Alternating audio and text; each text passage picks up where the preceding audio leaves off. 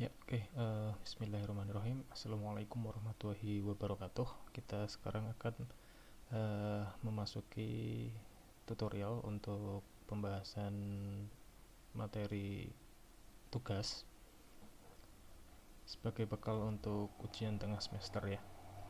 Oke, langsung saja mungkin kita akan mulai dengan soal pertama.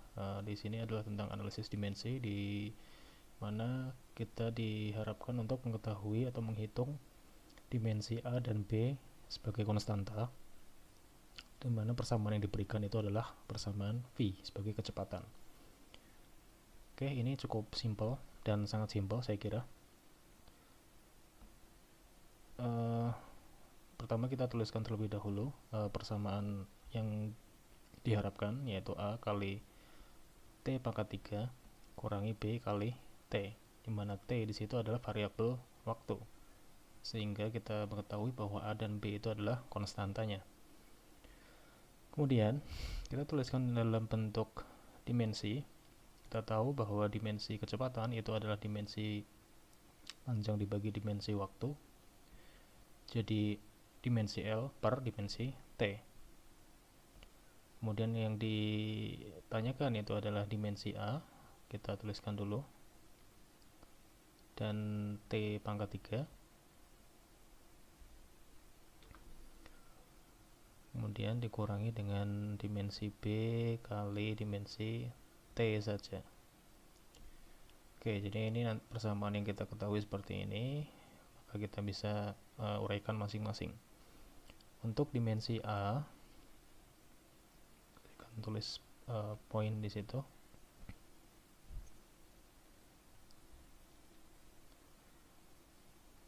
Kita tuliskan dimensi V-nya lagi untuk kecepatannya, yaitu L per T sama dengan A kali T pangkat 3. Sehingga dari bentuk seperti ini kita tinggal mengubah ruas untuk kita ketahui bahwa dimensi A itu adalah dimensi L dibagi dimensi T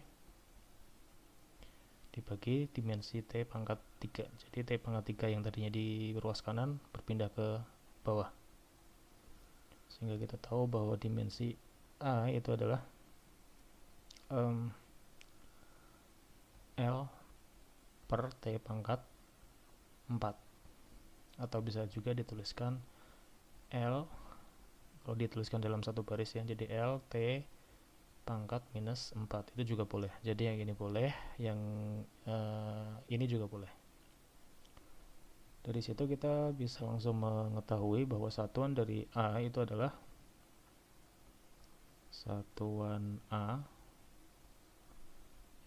meter per second pangkat 4. Hal yang sama kita terapkan untuk B. Jadi untuk B sama, jadi L per T dulu, kemudian dimensi B dikalikan dimensi T, sehingga diketahui bahwa dimensi B itu adalah T pindah ke bawah, sehingga dimensi B menjadi L per T pangkat 2, atau penulisan dalam bentuk satu baris, L pangkat T minus 2. Sehingga dari sini kita tahu bahwa satuan B itu adalah meter per second kuadrat gitu. Oke, kemudian kita lanjutkan ke soal yang berikutnya. Di sini yang ditanyakan adalah perkiraan banyaknya proton atau neutron, jadi jumlah proton atau neutron dalam sebuah molekul DNA atau DNA. Jadi proton atau neutron ini perkiraannya karena masanya itu pada sekitar angka yang sama, yaitu di 10⁻⁻27 kg, maka kita bisa menyamakan keduanya dalam hal ini ya, atau dalam konteks ini. Jadi di sini kita tidak bertujuan untuk mengetahui karakteristik atau sifat dari proton dan neutron itu sendiri, tapi kita hanya simply memanfaatkan analisis dimensi. Jadi ada berapa banyak proton atau neutron dalam sebuah molekul DNA. Ini cukup simpel.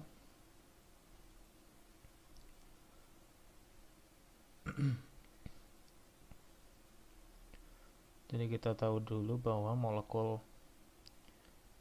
DNA atau massa DNA itu adalah sekitar 10 pangkat minus 17 kilogram.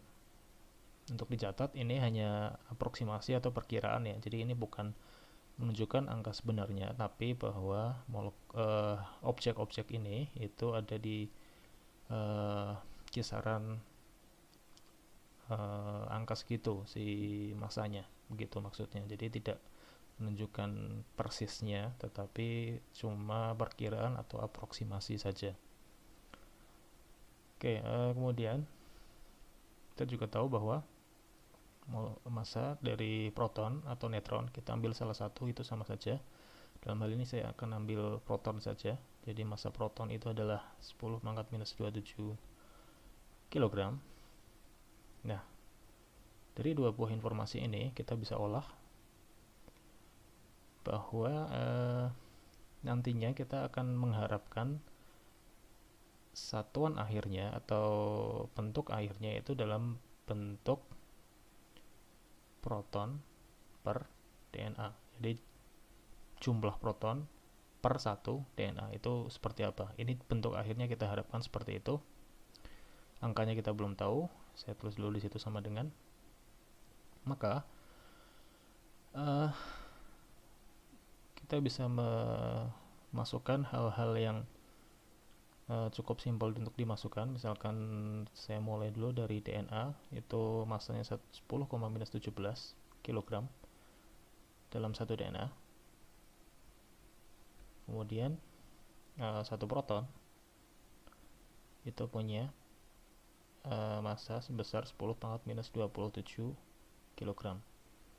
Nah, kita sudah punya bentuk sesederhana ini, tinggal kita coret besaran atau satuan yang sama. Jadi kilogram sama kilogram itu bisa dicoret, tinggal menyisakan proton dan DNA saja. Jadi jumlah proton dan jumlah DNA.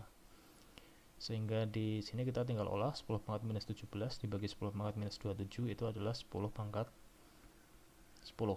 Jadi perkiraannya ada 10 pangkat 10 proton per 1 DNA. Begitu maksudnya. Begitu pula untuk yang B, itu caranya sama. Elektron dalam tubuh manusia. Jadi kita tinggal manfaatkan nilai massa elektron yaitu sekitar 10 pangkat minus 30 kg, dan massa manusia itu dalam orde ratusan kilogram ya. Walaupun mungkin ini itu bukan angka yang sebenarnya, tapi paling tidak aproksimasi massa manusia normal itu sekitaran dalam bentuk ratusan kilogram, bisa kurang dan bisa juga lebih. Oke, sama juga kita akan mengharapkan bentuk akhirnya itu adalah elektron per manusia atau per human ya, kalau di konteks tabel di atas dalam bahasa Inggris ya. Maka kita terapkan hal yang sama, jadi 10 pangkat 2 kg massa manusia. Jadi ada satu manusia itu punya massa sekitar 100 kg, kemudian satu elektron itu massanya adalah 10 pangkat minus 30 kg. Tinggal kita coret yang satuan yang sama, jadi kita bisa tahu bahwa nilai dari banyaknya elektron dalam seorang manusia begitu itu sekitar 10 pangkat 2 per 10 pangkat minus 30, berarti 10 pangkat 32 elektron per manusia. Jadi dalam satu tubuh manusia diaproksimasikan atau diperkirakan banyaknya elektron yang terkandung itu adalah sekitar dalam orde ini 10 pangkat 32 elektron begitu ya. Oke, berikutnya kita lanjutkan ke persoalan tentang kinematika. Di sini ada persoalan bahwa posisi sebuah benda itu bergerak dengan hubungan atau dengan fungsi posisinya itu dideskripsikan oleh persamaan ini. R sama dengan 3T kuadrat kurangi T pangkat 3I tambah 2J. Ditanyakan berapa rata-rata kecepatan antara 1 second sampai 5 second.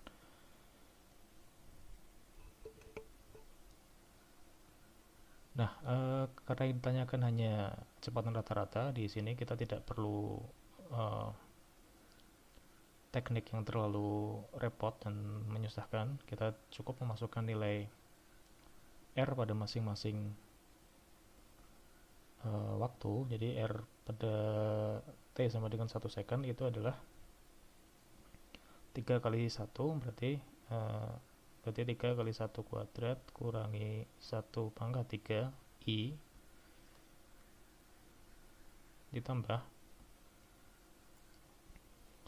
ditambah 2 C.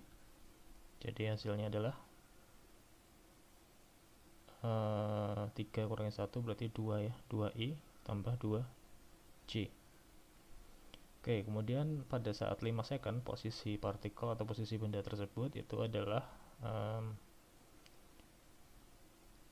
kali 5 kuadrat dikurangi 5 pangkat 3 I tambah 2 C. Berarti 25 kali 3 75 kurangi 125 itu adalah I nya tambah 2 C, maka hasilnya adalah 75 kurangi 125 itu adalah minus 50 I tambah 2 C. Nah, dari dua buah informasi ini kita langsung bisa mengolah sehingga didapatkan kecepatan rata-rata dalam selang waktu 4 second ya. Berarti antara 1 second sampai 5 second itu kan berarti selang waktunya itu 4 second. Sehingga kecepatan rata-rata benda itu adalah R5 atau R ketika waktunya 5 second dikurangi dengan posisi ketika benda itu pada waktu 1 second dibagi dengan delta T nya, sehingga menghasilkan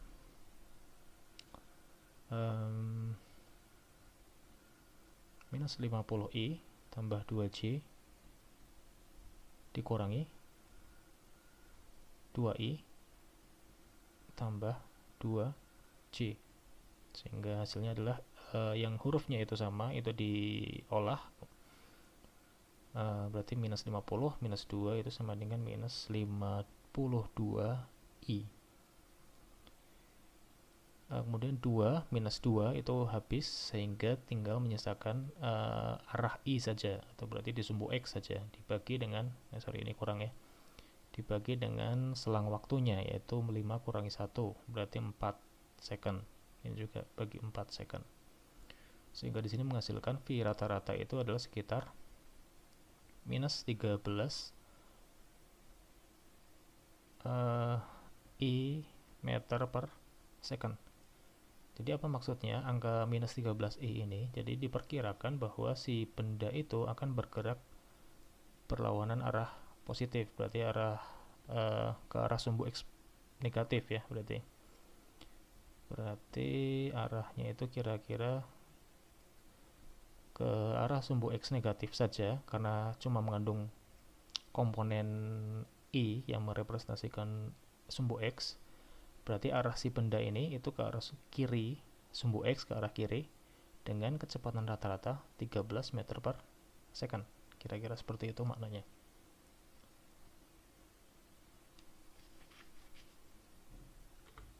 Oke, kemudian selanjutnya masih tentang kinematika. Di sini hanya saja bedanya adalah partikel ini bergerak pada bidang XY. Jadi nantinya kita perlu mengidentifikasi masing-masing komponen pergerakannya dengan percepatan konstan sebesar A sama dengan 4I tambah 2J dan seterusnya. Mungkin langsung kita tulis aja hal-hal yang diketahui.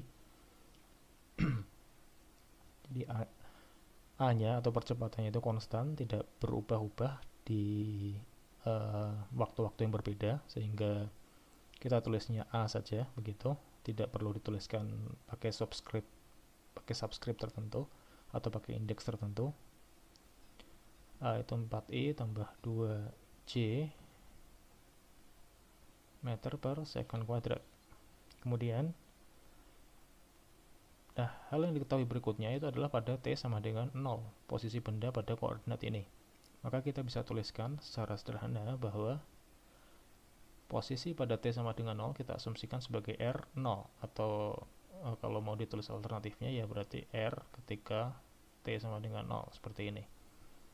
Itu pada posisi 2,3 meter, maksudnya adalah posisi koordinat XY-nya, sehingga kita bisa menuliskan dalam bentuk vektor sebagai 2i tambah 3j meter. Kemudian kecepatan awalnya V0 nya berarti 4i kurangi 5j meter per second, itu adalah kecepatan awalnya. Ini adalah posisi awalnya gitu.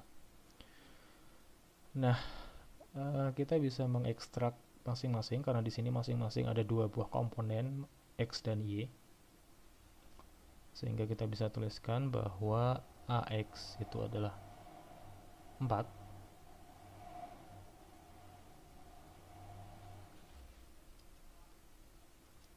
AY itu 2, kemudian R0X itu adalah 2, dan R0Y itu adalah 3. Kita tidak menuliskan satuan yang terlebih dahulu ya, untuk memudahkan penyelesaian. Kemudian V0 juga sama, ada V0X sama dengan 4 dan V0Y sama dengan minus 5. Oke, kita sudah mengetahui masing-masing, barulah kita bisa mulai menjawab persoalan. Di situ ada tuliskan vektor posisi partikel sebagai fungsi waktu.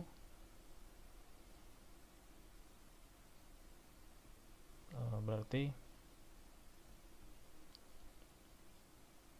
kita perlu mendeskripsikan masing-masing. Jadi Rx dulu. Rx di sini maksudnya adalah fungsi posisi dalam sumbu X begitu. Itu seperti apa? Kita manfaatkan persamaan kinematika yang sudah disediakan pada slide di kuliah ya. Itu adalah R0X tambah V0xt tambah setengah AXT kuadrat. Ini persamaan dasarnya. Kemudian dimasukkan sesuai angkanya. Jadi R0X itu adalah 2 tambah V0X berarti 4, berarti 4T ditambah setengah AX. AX itu 4, setengahnya adalah 2, berarti 2T kuadrat. Kemudian R0Y juga sama, ini berarti R0Y tambah V0Y kali T tambah setengah AY kali T kuadrat, sama dengan kita masukkan masing-masing 3 kurangi 5T tambah setengah kali 2 itu 1, berarti 1T kuadrat atau T kuadrat saja begitu. Oke, dari masing-masing komponen Rx dan ini nggak pakai O ya, nggak pakai 0 ya.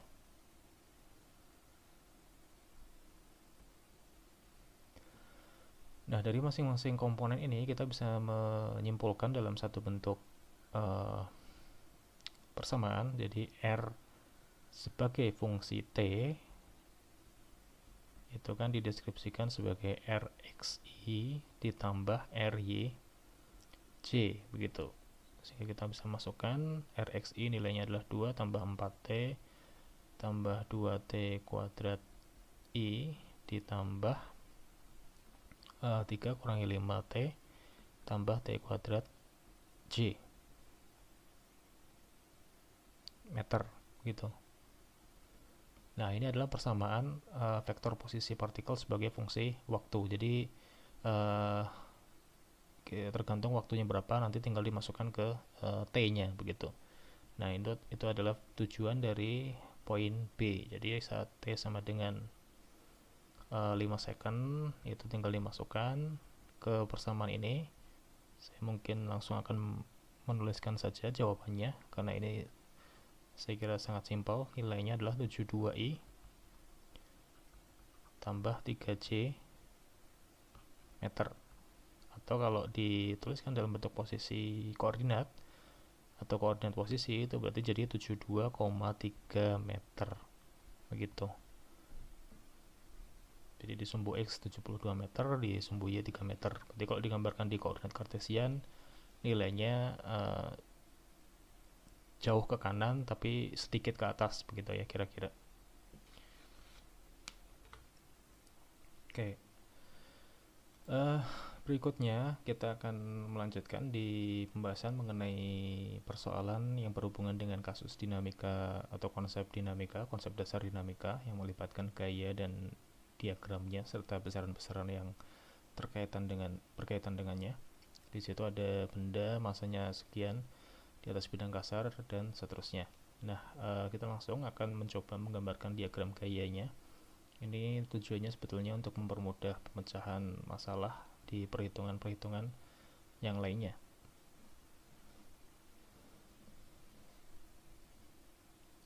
Nah, di sini dikatakan bidang kasar yang memiliki kemiringan 37 derajat kemiringan begitu ya. Jadi ini simple saya kira. Kita tinggal menggambarkan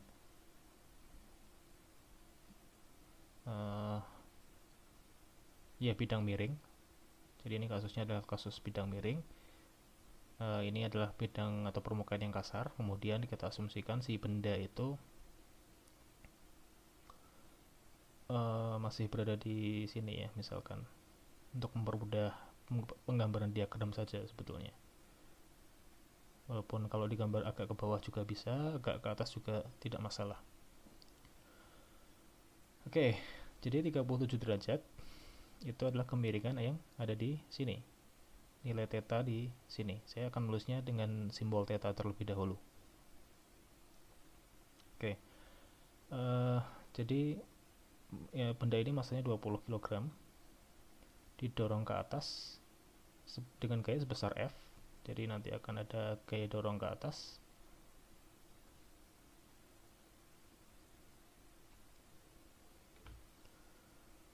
Jadi nanti akan ada daya dorong ke atas di situ, misalkan sebesar F nantinya. Kemudian kita tuliskan komponen-komponen gaya yang standar. Jadi kita ambil dari tengah, kemudian tarik ke bawah. Sorry, ini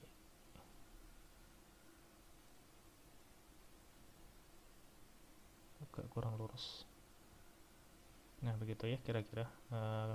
Itu adalah gaya beratnya dengan simbol W besar.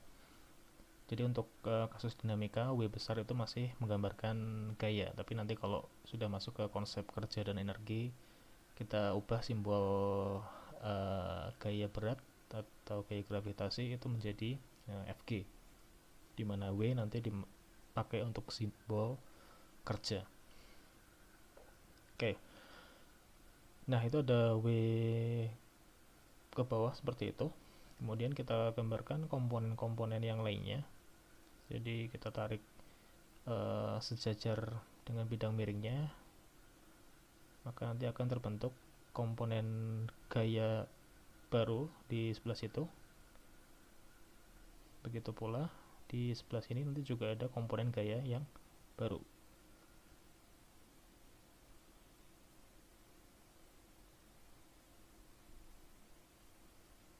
Oke. Nah, kira-kira seperti itu. Jadi ada komponen W yang arahnya lurus ke bawah. Kemudian ada komponen-komponen W akibat adanya kemiringan benda. Jadi di bagian ini, kalau kita lihat sekilas, ini sebetulnya kalau mau digambarkan bisa, tapi kalau mau diingat juga tidak masalah. Jadi misalkan ada theta kemiringan itu di sini, maka otomatis segitiga bagian ini itu tetanya ada di sebelah sini, begitu. Kemudian segitiga yang sebelah kiri itu tetanya akan ada di sebelah bawah,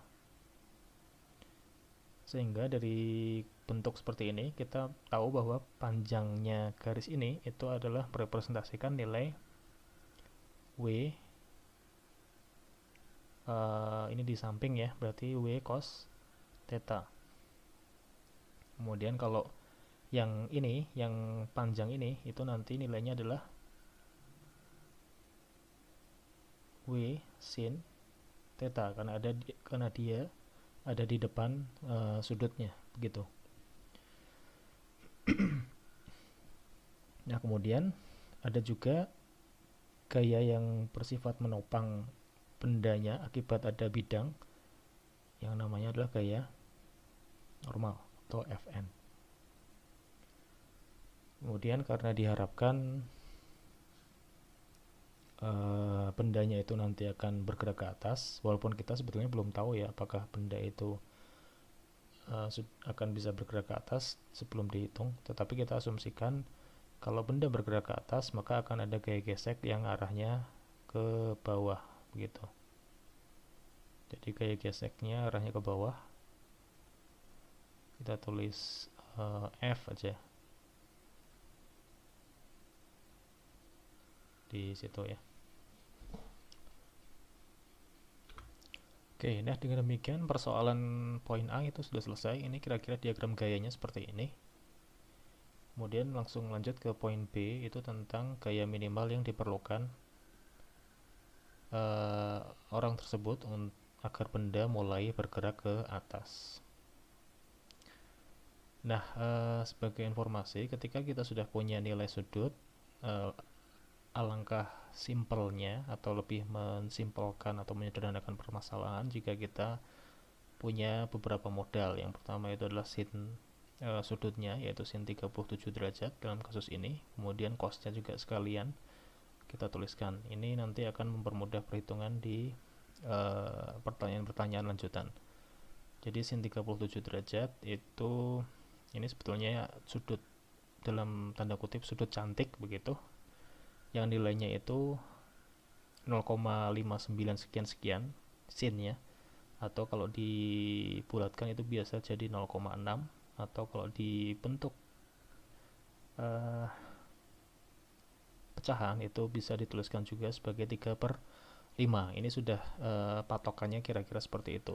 Begitu pula untuk yang cosnya, jadi cosnya itu nilainya sekitar 0,799 sekian, dan biasa dibulatkan sebagai 0,8, dan kalau mau dituliskan sebagai pecahan nilainya adalah 4/5. Jadi ini patokannya seperti ini kira-kira kalau sudutnya itu 37 derajat. Oke, kemudian oke, ini mungkin belum masuk ke poin B dulu. Kita tuliskan dulu beberapa modal yang kita perlukan ya. Modal berikutnya itu adalah gaya normal. Jadi gaya normal kita juga hitung nilainya terlebih dahulu. Jadi Fn itu akan sama dengan nilai W cos theta dari skema ini.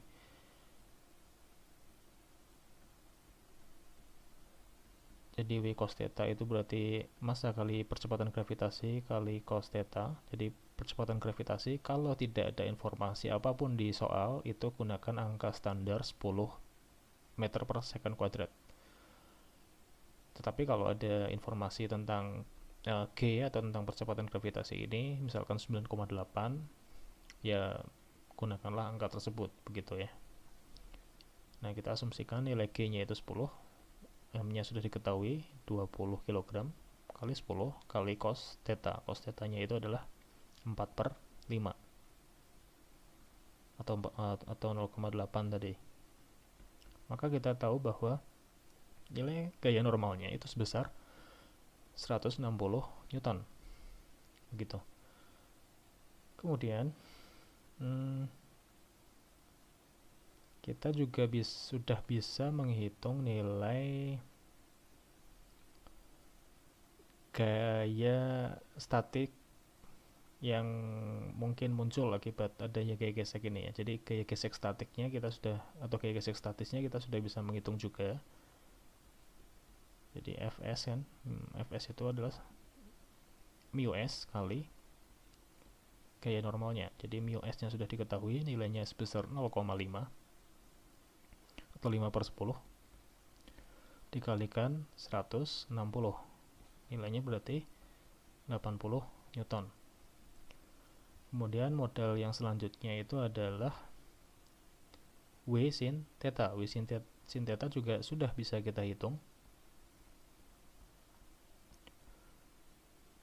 Jadi sebelum masuk ke persoalan tidak masalah kita menghitung besaran-besaran ini sebagai awalan begitu. W sin theta itu sama saja, W itu M kali G kemudian kali sin theta, berarti 20 kali 10 kali 3/5 sama dengan 120 Newton. Oke. Nah, barulah setelah kita punya beberapa modal ini, kita mulai bisa mengerjakan poin B. Kita perhatikan dulu persoalannya, gaya minimal yang diperlukan orang tersebut agar benda mulai bergerak ke atas. Jadi ini adalah istilahnya gaya paling kecil yang bisa membuat benda mulai bergerak gitu ya. Nah, dalam konteks gaya minimal ini kita perlu perhatikan dulu arah-arah gayanya. Jadi di sini karena gaya F-nya itu sejajar bidang, maka kita yang diperhatikan itu adalah gaya-gaya yang juga sejajar bidang, yaitu W sin theta dan gaya gesek. Jadi W sin theta itu adalah gaya kemiringan akibat adanya gaya berat atau gaya gravitasi. Kemudian F tadi adalah gaya gesek. Statis ya dalam kasus ini, karena kata kuncinya di sini adalah benda bisa mulai bergerak. Jadi seminimal-minimalnya itu nilainya sama dengan jadi nilai gaya ini F itu seminimal-minimalnya sama dengan jumlah dari W sin theta dengan gaya gesek statisnya. Maka kita bisa langsung tulis bahwa F itu sama dengan W sin theta, ini adalah gaya minimalnya, W sin theta tambah Fs.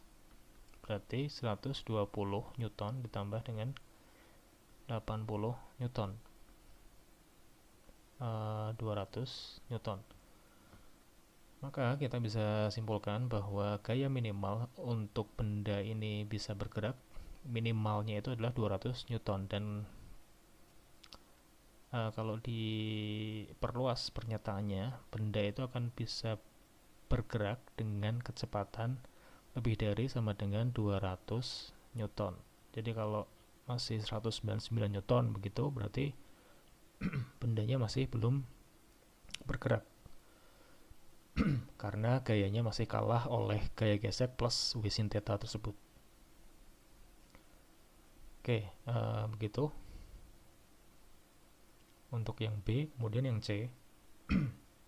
Nah, untuk yang C itu benda ceritanya sudah bergerak ke atas, jadi sudah dalam kondisi bergerak, bukan dalam kondisi mulai lagi. Berarti yang di sini yang diperhitungkan nantinya adalah gaya gesek kinetik. Jadi kita perlu deskripsikan terlebih dahulu gaya gesek kinetiknya. Berarti Fk itu sama dengan mu k kali Fn. Nilainya adalah 0,2 dikali 160, 32 Newton. Nah, ditanyakan berapa percepatan gerak dari benda tersebut ketika sudah bergerak ke atas ya. Jadi konteksnya bergerak ke atas ini juga sebetulnya bisa dipakai nilai F lebih dari 200, tapi untuk konteks yang ini kita pakai gayanya itu ya yang 200 Newton. Jadi kita tulis dulu sigma F. Jadi sigma F S, S di sini maksudnya adalah yang sejajar bidang. Jadi ada sejajar bidang, ada tegak lurus bidang begitu. Jadi indeks S di situ maksudnya adalah sigma gaya yang sejajar bidang. Jadi sigma Fs itu sama dengan M kali A karena bendanya sudah dianggap bergerak. Dimana sigma Fs-nya itu adalah F kurangi F dikurangi W sin theta kurangi gaya gesek. Jadi F kurangi W sin theta kurangi gaya gesek. Karena benda sudah bergerak, bukan lagi berusaha, maka gaya geseknya adalah gaya gesek kinetik. Jadi yang harus dikalahkan atau yang harus diatasi itu adalah gaya gesek kinetiknya bersama dengan W sin theta-nya. Kemudian M kali A di situ. Nah, semuanya sudah ada nilainya. F itu kita pakai 200.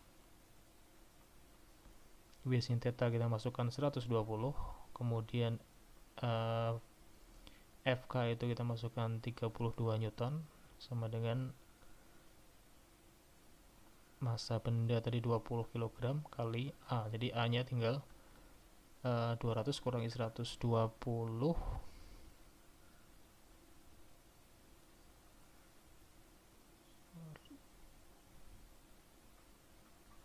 200 kurang 120 80 kurangi 32 itu 48 bagi 20 sama dengan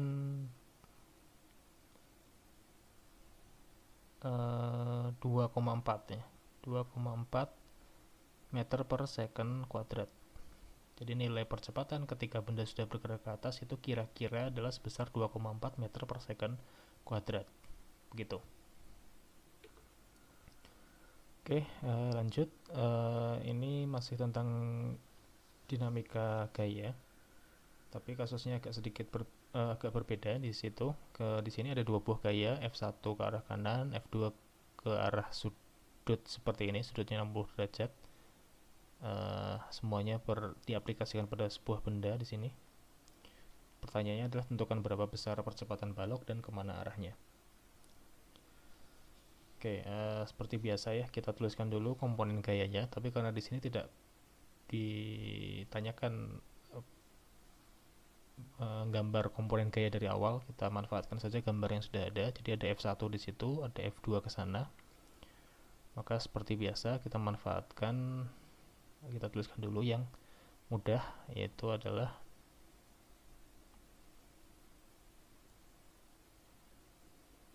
gaya berat. Jadi ada gaya berat ke arah bawah. Kemudian karena di sini di bidang datar, maka juga ada gaya normal ke arah atas. Kemudian di bagian F2 ini juga ada komponennya masing-masing.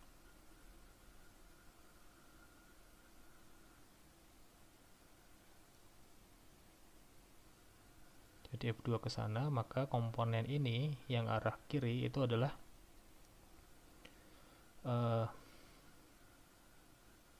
ini sudutnya di sini, ini di samping ya, samping sudut. Maka bagian yang ke arah kiri ini adalah F2 cos theta, di mana tetanya di sini adalah 60 derajat. Kemudian yang ke arah atas itu nilainya adalah F2 sin theta, karena di sini sudutnya di sana ya, sudutnya di atas. Untuk yang ini sudutnya di sini, begitu. Maka F2 sin theta ke arah atas, jadi di sumbu Y. Kalau F2 cos theta itu di sumbu X, begitu kira-kira.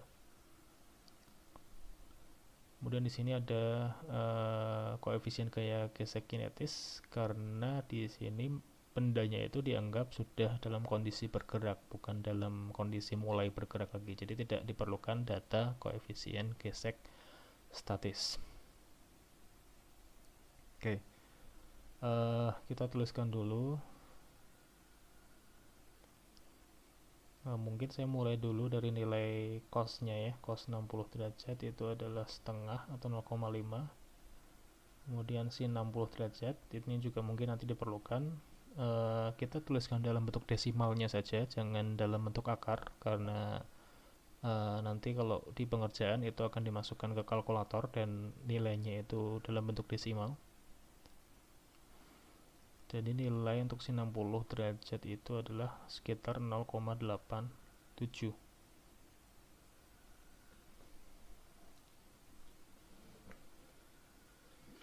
Kemudian yang perlu kita bandingkan itu adalah F1 dengan F2 cos theta. Jadi kita akan mencoba mengetahui arahnya itu dari perbandingan kedua buah gaya tersebut. F1 besarnya 100 Newton, sedangkan F2 cos theta itu besarnya adalah 60 Newton dikali 0,5 atau dikali setengah, berarti nilainya adalah 30 Newton.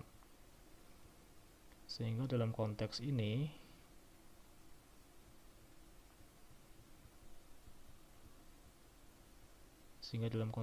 bisa disimpulkan bahwa F1 itu memiliki gaya yang lebih besar.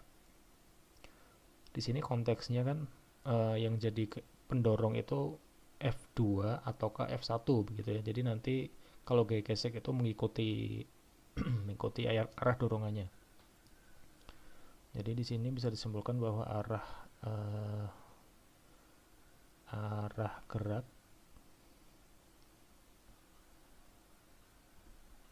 ke kanan begitu. Cuma kita belum mengetahui berapa besar percepatan baloknya. Nah, ini yang akan kita uraikan. Oke, pertama kita perhatikan dulu sumbu Y-nya untuk mengetahui nilai gaya normal. Jadi sumbu Y itu ada sigma Fy, karena dianggap bahwa tidak ada pergerakan ke arah atas, karena pergerakannya itu hanya di arah horizontal atau di sumbu X saja, maka sumbu Fy-nya itu tidak ada pergerakan, alias sigma Fy-nya itu menghasilkan angka 0. Nah, kemudian komponen-komponen di sumbu Y itu ada Fn, ada F2 sin theta, dan ada W. Nah, ini yang masing-masing kita masukkan. Ini bentuknya sebetulnya bebas-bebas saja. Yang penting Fn dan F2 sin theta itu bersimbol sama. Sedangkan W itu berkebalikan ya. Karena di sini dari arahnya kan Fn ke atas, F2 sin theta juga ke atas, sedangkan W itu ke bawah. Maka bisa dituliskan bahwa Fn sama dengan, ini kita targetnya mencari Fn terlebih dahulu. Fn sama dengan W kurangi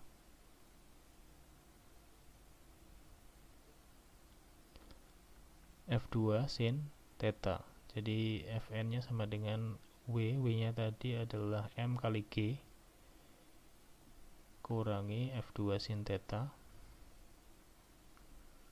masanya tadi 10 kg kali percepatan gravitasi juga 10,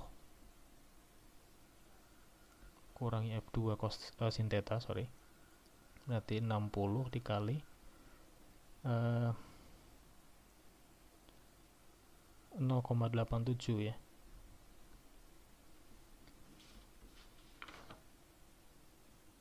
Nah, hasil perhitungan saya itu nilainya adalah sekitar 47,8 Newton. Itu adalah nilai gaya normalnya. Nah, setelah kita mengetahui nilai gaya normal, baru kita bisa mendeskripsikan nilai gaya gesek. Karena gaya gesek itu berperan di pergerakan di sumbu X. Jadi Fk atau gaya gesek kinetis itu sama dengan mu k kali Fn sama dengan 0,2 atau 2/10 kali 47,8. Nilainya adalah 9,56 Newton. Itu untuk gaya geseknya. Nah, tapi perjalanan kita belum selesai, sedikit lagi ya. Kemudian barulah kita mendeskripsikan sigma F X atau pergerakan di sumbu X. Karena ada pergerakan, maka kita tuliskan M kali A. Pergerakan di sumbu X itu dideskripsikan oleh F1 kurangi F2 cos theta. Nah, karena F1 tadi pergerakannya ke arah kanan, maka otomatis gaya gesek itu akan bekerja ke arah kiri. Itu sudah menjadi naturalnya seperti itu ya. Jadi gaya gesek memang tugasnya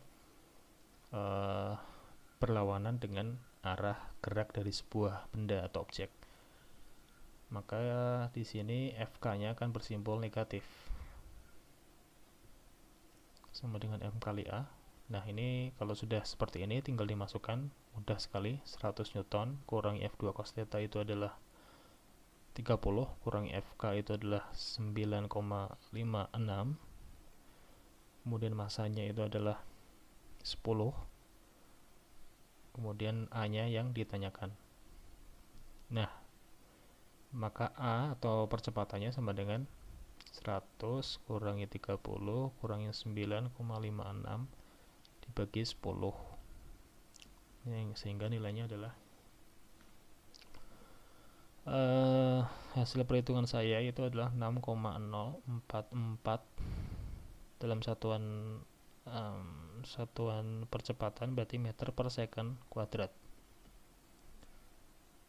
Karena di sini satuannya semua sudah standar ya, maka otomatis saya langsung bisa mengetahui bahwa satuan percepatan pun akan satuan standar. Gitu.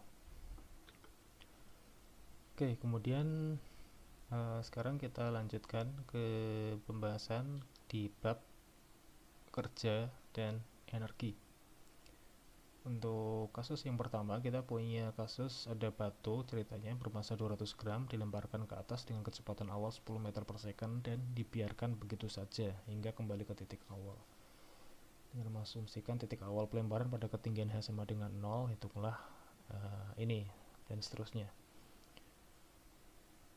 Oke, kita tuliskan dulu yang diketahui ya, untuk mempermudah. Jadi M nya itu adalah 200 gram, atau langsung kita tuliskan dalam bentuk satuan standar 0,2 kg. Kecepatan awal itu adalah 10 meter per second. Kita konteksnya itu di sini adalah hukum kekekalan energi mekanik nantinya, sehingga akan saya tulis saja dalam bentuk F1 10 meter per second. Kemudian yang A,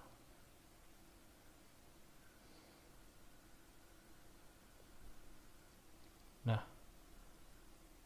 ini ada asumsi ya, asumsinya titik awal pelemparan itu adalah ketinggian H sama dengan 0, maka kita tuliskan H1 sama dengan 0.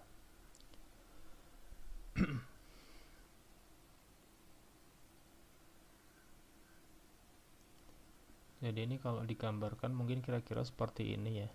Kita tidak akan menggambarkan orangnya, tapi katakanlah seperti ini. Misalkan ada batas pengukuran seperti ini. Ini ada batunya, ada batu, kemudian dia dilemparkan, kemudian dia akan mencapai titik tertentu atau ketinggian tertentu maksimal. Kemudian karena dibiarkan, dia akan kembali lagi ke titik semula. Begitu kira-kira. Nah, jadi ada 3 kondisi ya. Ada kondisi 1 saya sebutnya, kemudian kita sebut titik maksimal itu kondisi 2, kemudian titik terakhir itu kondisi 3 untuk mempermudah penggambaran. Oke, intinya di sini kita hanya memanfaatkan hukum kekekalan energi mekanik. Jadi yang pertama, kita ingat bahwa energi mekanik 1 itu akan sama dengan satunya jangan Romawi. Energi mekanik di posisi 1 itu akan sama dengan energi mekanik di posisi 2. Jadi di posisi 1 itu benda mulai dilemparkan ya, bukan berarti diam ya, tapi mulai dilemparkan dan sudah punya kecepatan walaupun belum punya ketinggian. Jadi sudah punya kecepatan sebesar V1 begitu. Kemudian nanti akan jatuh, dan benda itu kan jatuh punya kecepatan tertentu dengan dimana dalam kasus ini itu besarnya adalah V3.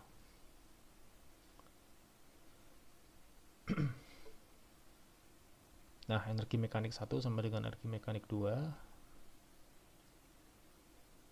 Kita langsung tuliskan energi mekanik itu kan bentuknya adalah energi kinetik.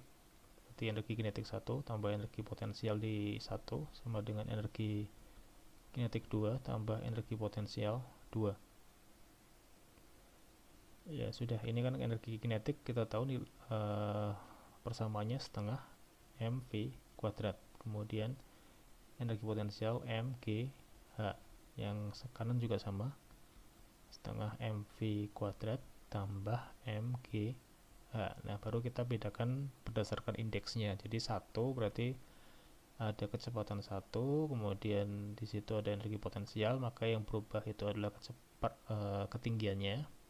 Jadi massa itu kan semuanya sama karena yang dibahas sama-sama batu yang massanya 200 gram tadi. Kemudian di bagian 2 atau di titik kedua, oh sorry, ini mungkin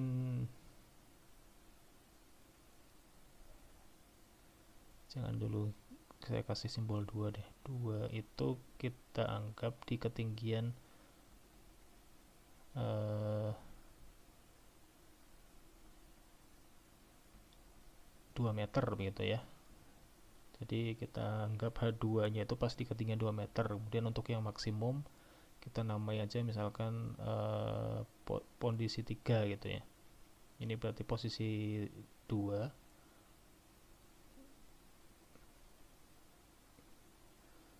Ini posisi 2, ini posisi 1, kemudian maksimal posisi 3, dan ini kita anggap posisi terakhir itu posisi 4 lah, katakanlah kayak gitu.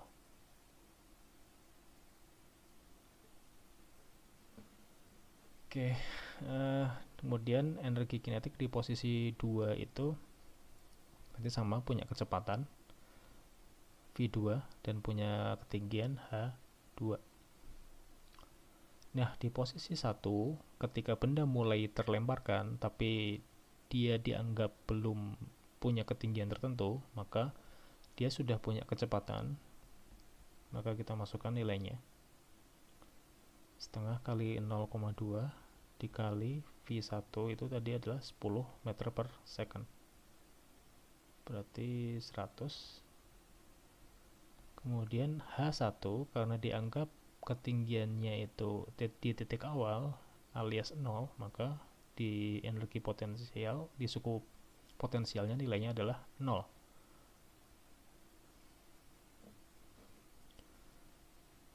Nah, untuk bagian kanan atau di posisi kedua,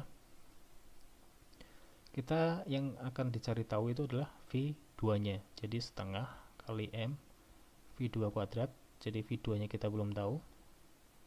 Ditambah, ini mungkin langsung masukin angka aja kali ya. Jadi kali 0,2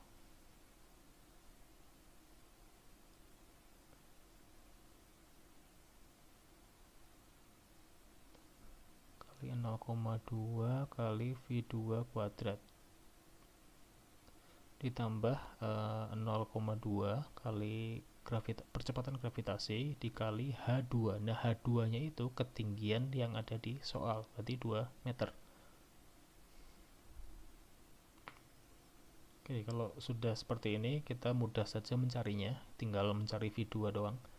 Berarti ini 50 kali 0,2 itu adalah 10 ya, berarti 10, ini 0 sama dengan 0,1 V2 kuadrat ditambah ini 2 kali 2 berarti 4, sehingga 0,1 V2 kuadrat sama dengan 6. Maka V2 kuadrat itu sama dengan 6 per 0,1, yaitu 60.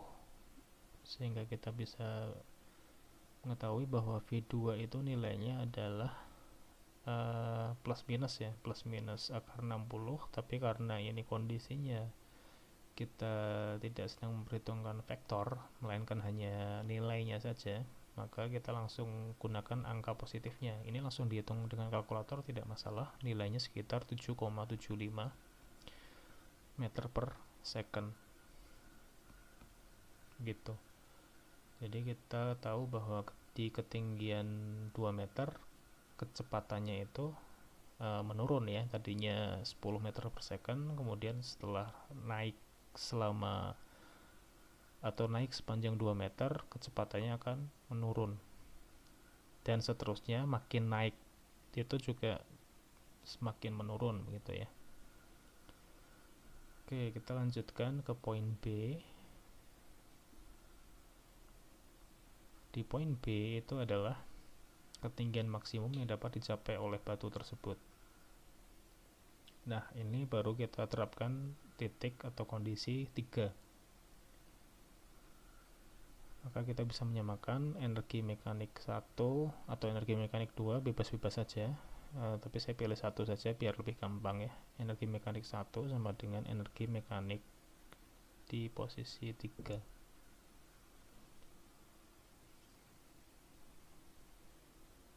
Nah, tadi energi mekanik di posisi 1 kita sudah tahu nilainya adalah 10 Joule. Kemudian energi mekanik di posisi 3 itu berarti energi kinetik 3 ditambah energi potensial 3 sama dengan setengah mv3 kuadrat ditambah mgh3 begitu. Nah, yang jadi poin penting di sini adalah ketika sebuah benda itu mencapai ketinggian maksimum, itu ada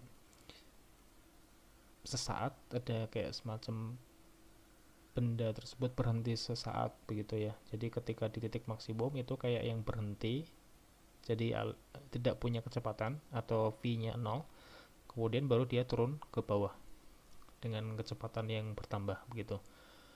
Nah, dari konteks itu maka kita tahu atau bisa secara logis menyimpulkan bahwa v3 atau kecepatan di titik maksimal atau di titik maksimum itu sama dengan 0.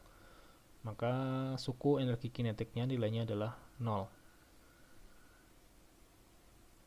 tambah 0,2 kali 10 kali ketinggian maksimal yang kita belum tahu. Maka ketinggian maksimum yang kita hitung hasilnya, jadi 2 kali 10 itu 2, 0,2 kali 10 2H3. Maka H3 atau H maksimumnya itu adalah 5 meter ya. Jadi setelah mencapai ketinggian 5 meter maka benda tersebut akan kembali ke bawah. Nah, ketika kembali ke bawah itulah kita sebutnya titik awal pelemparan gitu ya. Jadi kecepatannya itu adalah energi mekanik 1 sama dengan energi mekanik 4.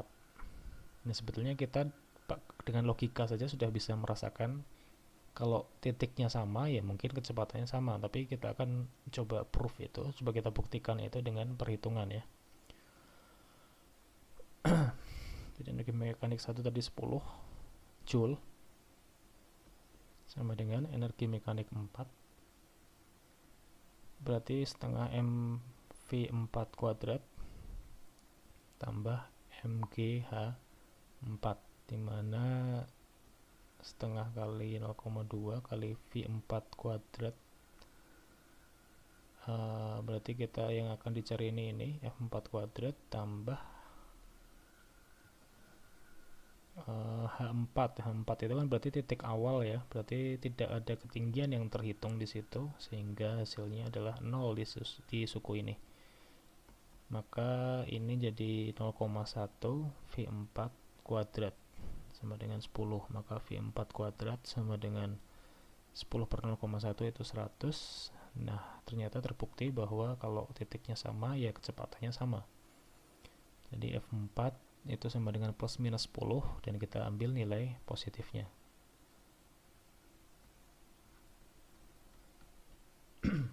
Oke, jadi nilai kecepatan di titik 4 atau titik awal pelemparan itu adalah 10 meter per second, which is sama dengan kecepatan awal ketika mulai di lemparkan. Oke, kemudian untuk permasalahan mengenai kerja dan energi yang berikutnya, kita punya permasalahan atau kasus seperti ini. Jadi saya punya balok masanya 10 kg, kemudian dia berpindah akibat adanya dorongan atau tarikan ya. Tarikan sebesar 100 Newton dengan sudut 37 derajat seperti ini sejauh 5 meter. Nah, berapa kerja yang dilakukan oleh gaya tersebut saat balok mencapai D sama dengan 5 meter? Oke, nah untuk kasus-kasus seperti ini kita perlu menggambarkan terlebih dahulu diagram gayanya seperti biasa. Jadi ketika ada F ke arah sana, maka kita perlu mendeskripsikan yang ke arah horizontalnya dan ke arah vertikalnya. Gitu ya. Jadi 37 derajat di sini dan 37 derajat itu akan ada di sana juga. Yang ke arah horizontal maka nilainya akan menjadi F cos theta. Kemudian yang ke arah vertikal atau ke arah sumbu Y itu nanti akan jadi F sin theta gitu. Oke, kemudian komponen berikutnya itu adalah komponen pada balok di sumbu Y nya, yaitu ada gaya berat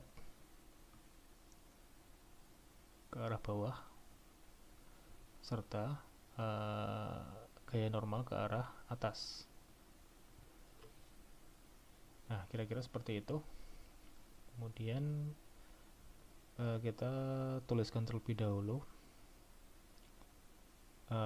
beberapa persamaan atau beberapa nilai sebagai modal begitu ya, yaitu F sin theta misal, atau sin tetanya dulu deh. Ini kan tadi sama seperti yang sebelumnya, sudutnya 37 derajat, berarti sin theta atau sin 37 derajat itu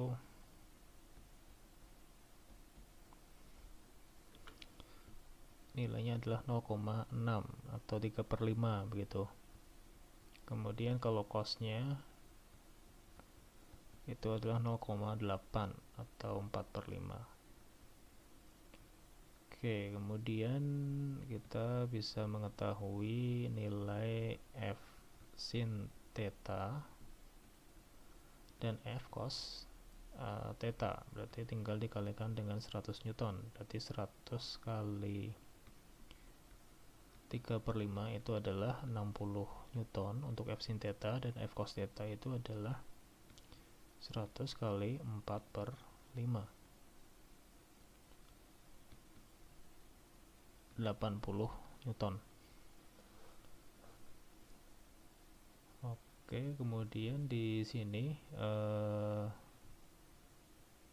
berapa kerja yang dilakukan oleh gaya tersebut, sehingga kita bisa tuliskan F atau W ya. Ini mungkin biar membedakan ya, jangan pakai W, saya lupa. Ini untuk kasus kerja dan energi, simbol kerja kita atau simbol gaya gravitasi atau gaya berat kita sebut sebagai Fg saja. Oke. Nah, Fg-nya berarti kan massa kali percepatan gravitasi ya, berarti 10 kali 10 berarti 100 Newton. Oke, jadi kita tinggal tuliskan kerja yang dilakukan oleh gaya tersebut, yaitu W sama dengan F cos theta kali perpindahannya. Sesimpel itu sebetulnya ya. Jadi F cos theta tadi nilainya adalah 80 dikalikan perpindahannya sejauh 5 meter. Maka nilai kerja yang dilakukan oleh gaya ini, oleh gaya tersebut, oleh gaya F tadi itu, nilainya adalah 400 Joule gitu. Nah, kemudian Untuk yang poin B, kerja yang dilakukan oleh gaya gesek, maka di sini kita perlu mendeskripsikan terlebih dahulu nilai gaya normalnya. Untuk mendeskripsikan gaya normal, kita definisikan atau kita deskripsikan dulu komponen gaya yang ada di sumbu Y atau yang di arah vertikal. Jadi sigma Fy itu sama dengan 0 karena kita asumsikan bahwa pergerakan benda itu tidak ada yang ke atas tapi hanya bergeser ke samping. Di situ bisa kita lihat bahwa nilai Fn dan nilai F sin theta itu satu arah, sehingga keduanya punya simbol yang sama, positif-positif. Kemudian gaya berat itu beda sendiri karena dia arahnya berlawanan atau ke bawah sendiri, begitu. Maka Fn nya itu adalah Fg kurangi F sin theta, sehingga nilainya adalah Fg tadi itu 100 Newton kurangi F sin theta, nilainya 60 Newton. Maka gaya normalnya nilainya adalah 40 Newton. Nah, setelah kita mengetahui nilai gaya normal, kita bisa menghitung